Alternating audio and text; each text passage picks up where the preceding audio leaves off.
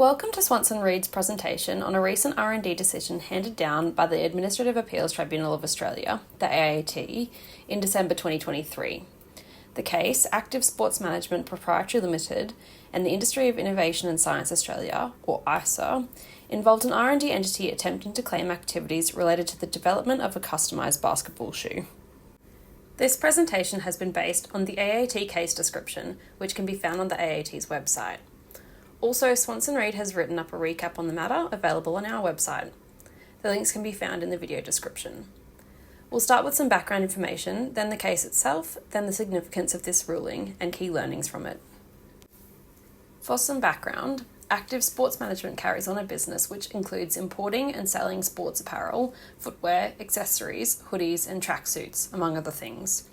It also designs and develops products for the Australian market or with unique Australian features and styles.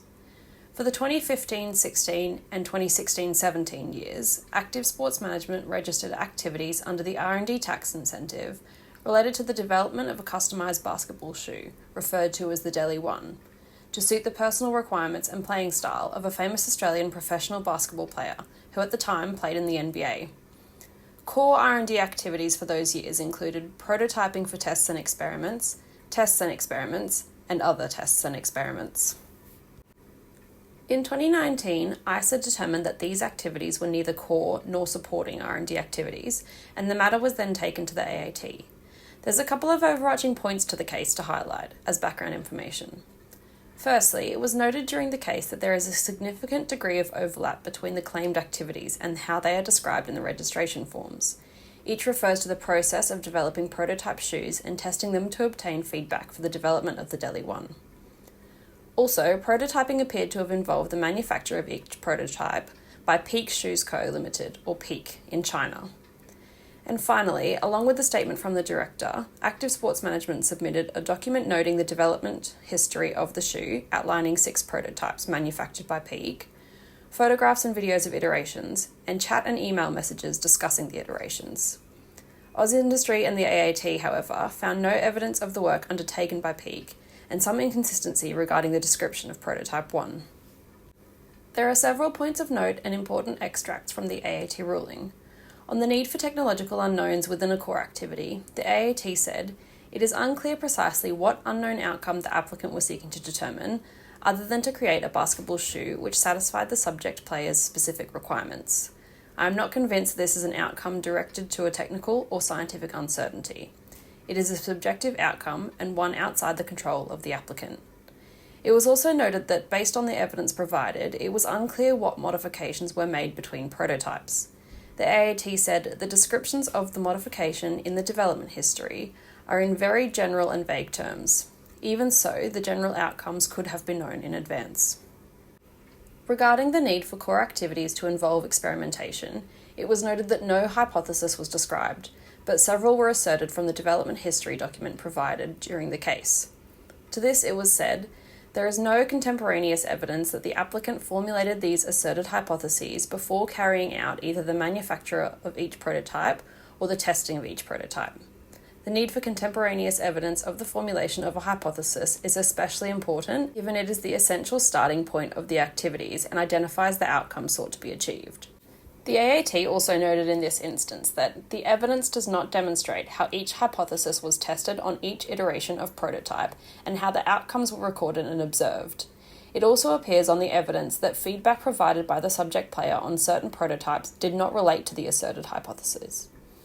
In addition, it was noted that there was no documentary evidence of work undertaken by Peak as part of the prototyping process, other than the fact that it manufactured the prototypes, and that there was no evidence of a scientific or technical hypothesis in relation to each prototype. While testing videos showed the player testing a prototype during a training session, they were plainly taken for promotional purposes and were subsequently shared to Twitter to promote the shoe. There is no evidence of the applicant actually using the video to evaluate the prototype. The AAT said there is no evidence about how the subject player tested each prototype, other than that he wore each prototype either in training conditions or during play. The testing undertaken by the subject player did not consist of repeatable, verifiable tests capable of isolating the effects of each of the design modifications actually being tested. Thus, the AAT noted that it was not satisfied that the claimed activities involved a systematic progression of work based on principles of established science, and which proceeded from hypothesis to experiment, observation and evaluation, leading to logical conclusions.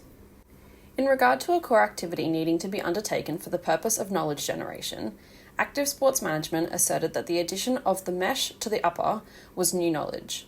However, evidence demonstrated that it was Peak's decision to use the mesh, and while it was a new process or product, i.e. new knowledge, there was no evidence to demonstrate that active sports management was involved in the actual design or development of the upper mesh. The AAT noted that it was not satisfied that the claimed activities were conducted for the purpose of generating new knowledge. In terms of the final ruling, the AAT said, none of the claimed activities were core R&D activities. Rather, the claimed activities consisted of the modification of previously known athletic shoe design features to suit the personal preferences or requirements of an individual player. Notably, as there are no core activities, there could not have been any related supporting activities. The case serves as a reminder of several points. Firstly, core R&D activities must have technical or scientific uncertainty, and companies should keep evidence to show the existing state of knowledge. Secondly, there must be contemporaneous evidence showing that the hypothesis was created prior to experimentation, and there should be direct correlation between the hypothesized outcomes, testing and evaluation process, and conclusions drawn.